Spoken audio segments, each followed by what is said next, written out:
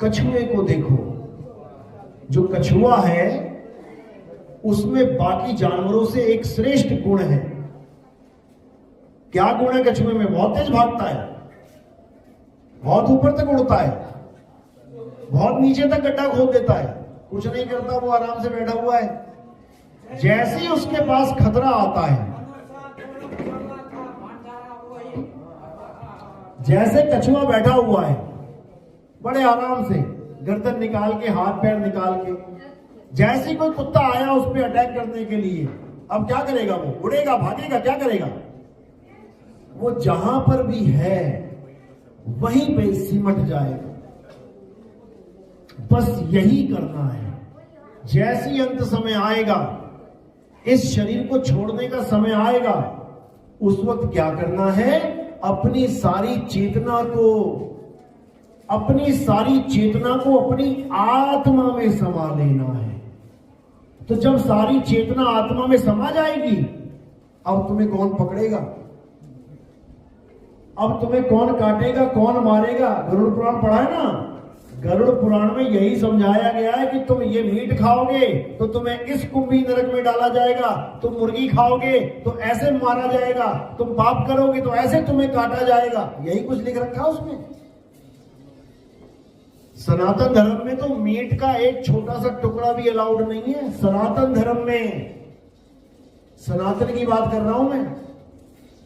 लेकिन आज इतने धर्म निकल गए सनातन धर्म से।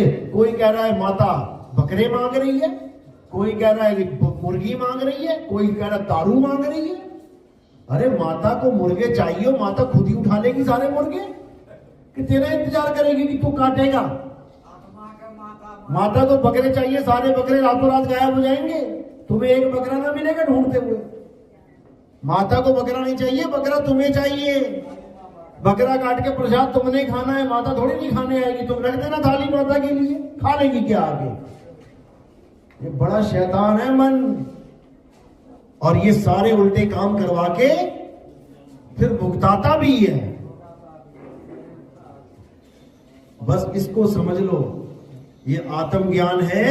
इस आत्मा में स्थित हो जाओ तो कृष्ण जी भी कहेंगे कि मेरा गीता बोलना सफल हो गया, नहीं तो घूमते रहो त्रिगुणी माया में।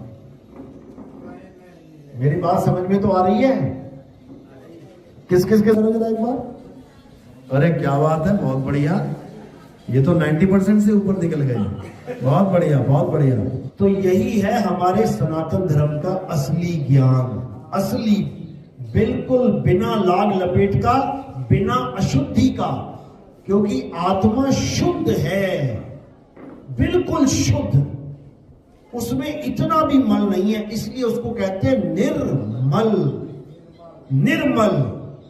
और मल कहां है? ये है मल, ये है मल। पसीना निकल रहा है, नाक निकल रही है, मैल निकल रहा है, थूक निकल रहा है, मल मूत्र निकल रहा है, ये है मल। और किसकी पूजा कर रहे हैं हम? इसी की।